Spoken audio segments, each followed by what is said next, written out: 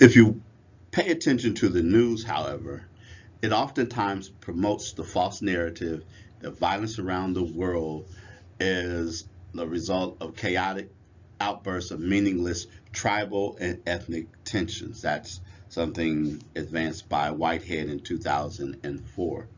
But we know that, again, it's not inevitable that people from different ethnic groups will fight. But this conclusion and this narrative that you see quite often is based on the fundamental misunderstanding of the relationship between violence and culture.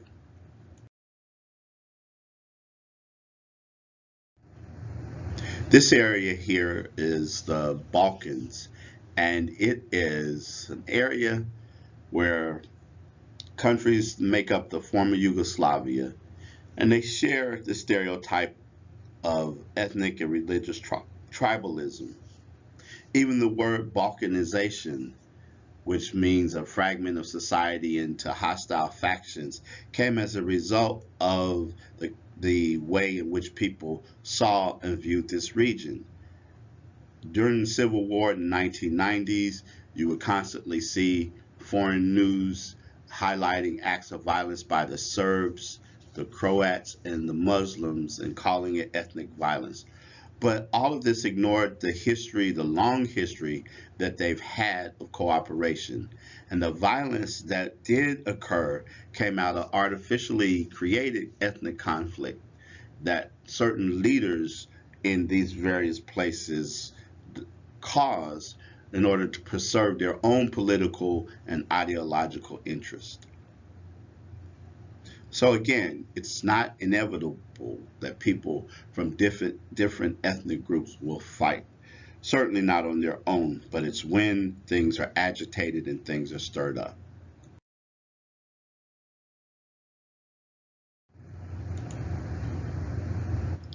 And the idea of the acts of violence and the terror that we see perpetrated are never meaningless, but they're highly meaningful and even calculated political strategies. The US media often calls events like suicide bombings in Israel and Iraq, markets and cafes, machete attacks on innocent people in places like Liberia, Rwanda, the Sierra Leone, or plane hijackings as being meaningless and barbaric. But they're meaningful to victims and perpetrators, even though that meaning is different.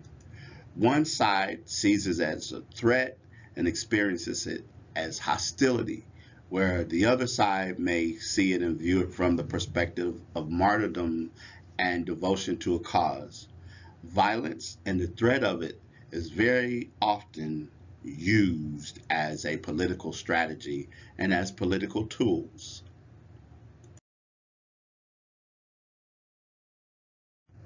So, how do people avoid things like aggression, brutality, and war? We said that conflict and violence is inevitable. And people everywhere intervene in, negotiate, or settle.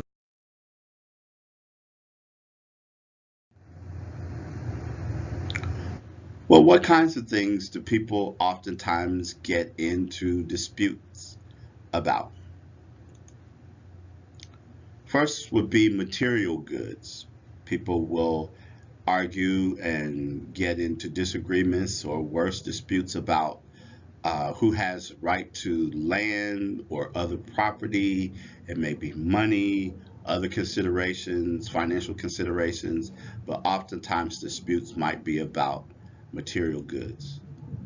Disputes might be about decision making. Who gets to decide important matters? Who can determine what other people do? People have disputes about social relations. Who gets to do what to whom? Oftentimes is a big source of disputes. Rules. Rules often are the cause of disputes because they tend to arise when rules are broken, when they're unclear, when they're perceived by certain groups of people as even being unjust or not equally enforced. And so very often there may be disputes there. Disputes also can be about dividing people or joining people together in new ways. You may have two parties that heretofore have been on opposite sides of an issue that may come together and join forces against a third perceived threat or third party. And arguments happen when people take sides. So there are many ways and many reasons as to why people will enter into disputes. So what are disputes about? This is a picture of Trobriand Islanders playing a game of cricket. And there's some things that are important about this game that I'll talk about. But a lot of North Americans assume that disputes are about winning or losing. There's got to be a winner. There's got to be a loser. We take this attitude when it comes to lawsuits and sports. Who won? And there are adversarial circumstances that we play out to make sure that there's going to be a winner and that there's going to be a loser. However, other groups see lawsuits in sports as a way to repair strained relationships. These Trobriand Islanders playing cricket, they do so not with the goal of winning or losing, but the hopes is that the game will end in a tie. And very often they play until that happens. They play hard, some of them get injured, but the game is really about reaffirming social relationships. Both sides will claim to have played better and more bravely than the other, but really the result of the game or the match is about lessened tensions between two villages. They play hard, and then they go home to their villages and they have done some things to bring about greater cohesion and greater appreciation for the other team and the other people.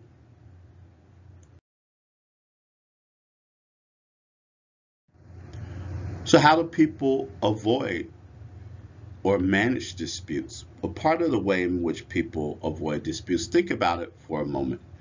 When things come up and people are about to, say, for example, gather together for a holiday, there are informal methods in which people do that. If you know that going to a particular family member's house could result in an argument, particularly when it comes to things like politics, then one way in which that can be avoided is you just don't bring this subject up.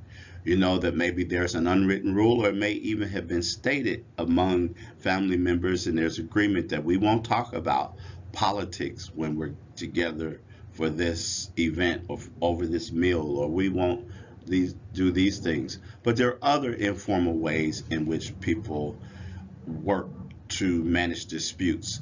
Things like competition and ritual and play.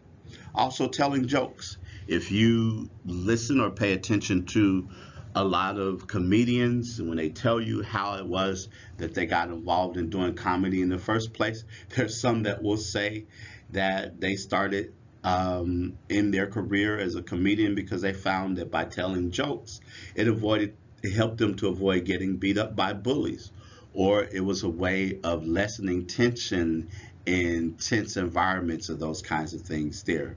But there are other ways in which people manage disputes through laughter, which comedy is a part of that, through songs, through sporting contests, through gossip, through ridicule, through public humiliation. But there are many different ways in which people work to bring about or manage disputes in an informal way. Moving on to some more formal ways in which people manage disputes. We'd start with adjudication. That's a legal process where an authority intervenes and makes a unilateral decision.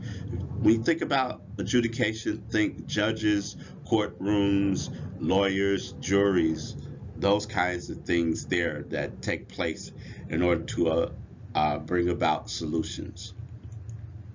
The next would be negotiation. That's where parties agree to reach decisions among themselves.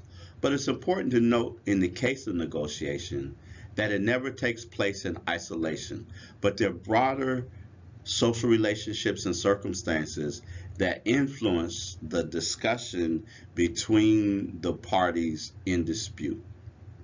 And then there is mediation. That's using a third party to intervene to help reach an agreement. And we'll talk now about some ethnographic examples of each of these methods, or the methods of adjudication, negotiation, and mediation.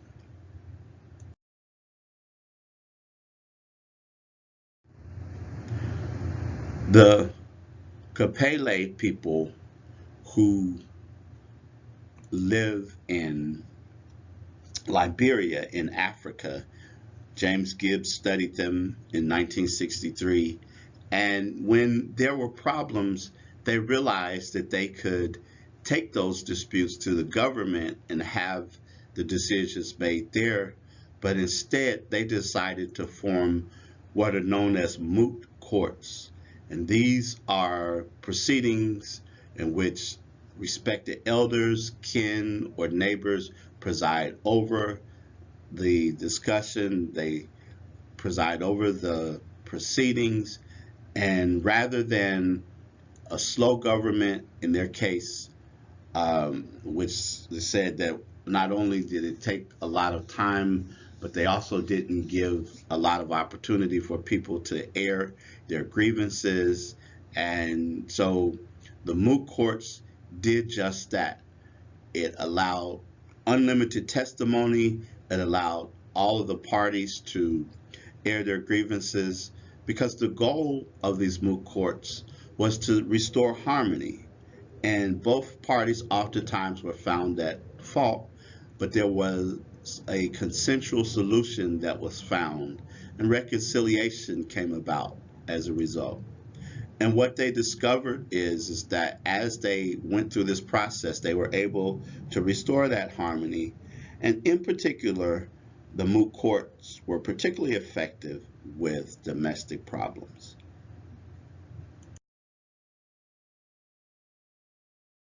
As far as negotiation, Philip Gulliver studied the people in Tanzania, and his research help us to understand the cultural importance when it comes to negotiation. Where a particular case, there was a dispute over water rights, and as Gulliver saw that the people that were involved in the negotiations were, on one hand, on one side, you had a person who was very popular, he was quite well connected, he had more allies that were available to push his agenda, but he was willing to negotiate. He was willing to settle the dispute, as was his rival. And a part of that was because both of them feared that the colonial courts might intervene, and so they did what they could so that the dispute could be settled. Also, the more influential person decided that it was in his best interest to settle the matter, because he feared the other side might use witchcraft, and that would further intensify the dispute.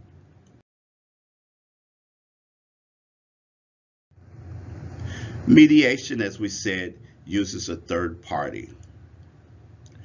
Boggs and Chung studied in Hawaii the process of ho'oponopono, which is setting to right. And as a part of that process, what happens is they believe that disputes involve negative entanglements, and setting things right solves it. So this particular process works from a spiritual dimension. The belief that spiritual restoration leads to physical and interpersonal healing. So the process begins with a leader of high status, oftentimes a family elder, a leader of the community church, or a professional family therapist. And they call together the adversaries and all of the immediate family members, because one thing they recognize is that group participation is essential, because it's more than just the parties that have grievances that are involved, but their families and their extended networks are involved too. The process begins with prayer, and then there's an open discussion and airing of grievances where people are open and honest. And what happens in this process is that the discussion and the grievances are directed to the leader and not to one another. If you've ever seen or been in court, similarly in that way, people address the judge and not one another in those settings. And then after all of the grievances have been aired and things have been said, the leader calls for forgiveness and release at the end of these proceedings.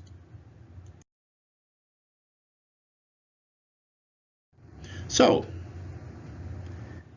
is restoring harmony always the best way to go? Laura Nader, who happens to be the sister of Ralph Nader, the famous and well-known consumer advocate and one-time presidential candidate, studied the Zapotec Indians in Mexico. And she decided that the so-called harmony ideology can sometimes be problematic. Among the Zapotec Indians, she saw this as they sought to air grievances and all of that, and the idea of just bringing them together and settling things and coming to some type of harmony didn't necessarily take care of the issue for them. It more kind of swept things under the rug. The power structures that were in place continued to be in place there. And she also noted among Mozambicans in Africa, in Mozambique, that they wanted to end the civil war, and they agreed to mediation to settle the issues. But what ultimately happened is that it opened the door to foreign aid and the intervention by the International Monetary Fund, which ended up deepening their woes. It increased poverty in the country, it increased dependency, and it increased debt. In the West, the idea of alternative dispute management has been something that arose. And again, as Nader studied that and talked about that, she discovered that, again, it could be problematic. It didn't always solve issues to the satisfaction of all parties involved, and oftentimes, again, pushing things to the side rather than dealing with them completely. Power structures are often maintained, and the conflict sometimes, as Nader came to the conclusion, can sometimes be more effective. From the experience of consumer advocacy, for example, the confrontation and more adversarial relationships in court and aggressively pushing stronger laws has been more effective in bringing change.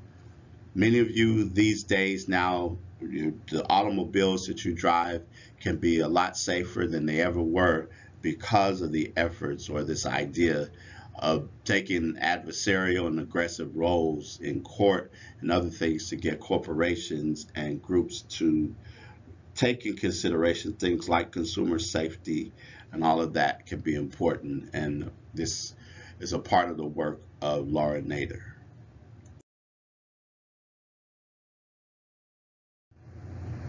Your first reading, do Muslim women really need saving?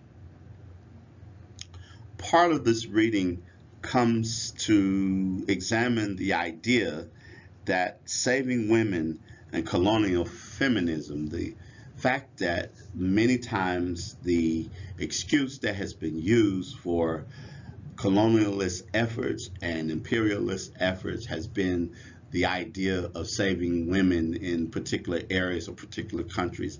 And the article calls attention to that and also calls that idea into question whether that's a legitimate reason, and examining the speech made by then First Lady Laura Bush about the fact that women in Afghanistan being grateful and feeling indebted to the United States and intervention there.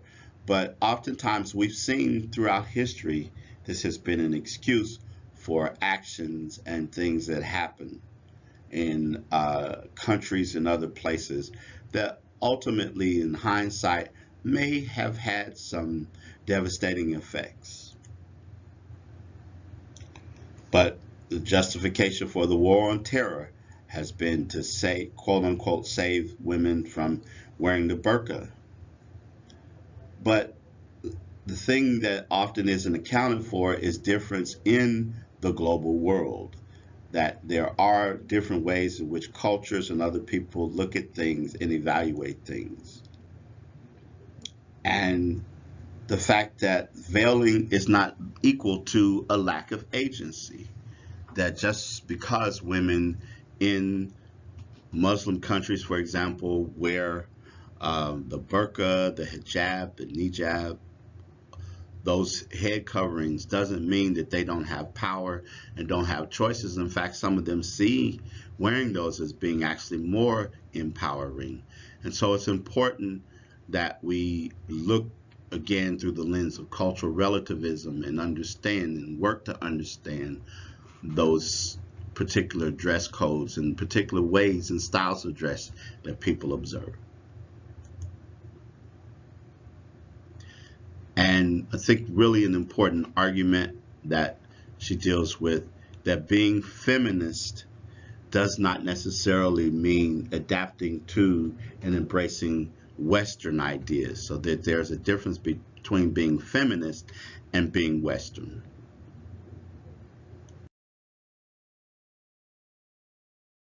The article is Dispelling the Myths, Unaccompanied Undocumented Minors. And this article, interestingly enough, while it was written in 2014, here in 2018, the issues are still quite relevant and still very important. But the four myths that the article discusses, the first is that all of the minors who enter the United States who are unaccompanied and undocumented are seeking legal status. The second, that they need to go back to their families. That's very often problematic. And they come from environments and situations where returning to their families may not be the best option. The third myth, again, is that this 2014 crisis is not new. And it's not. It's in some ways there are some differences there, but it's not new. It's something that has happened. And finally, that detention is needed for their own protection. If they're allowed into the country and allowed to go their way, that then there's some things that may happen to them. Both of these articles are ones that I do recommend that you read, give some serious thought and consideration to them, because both of them represent some very contemporary issues and very contemporary ideas.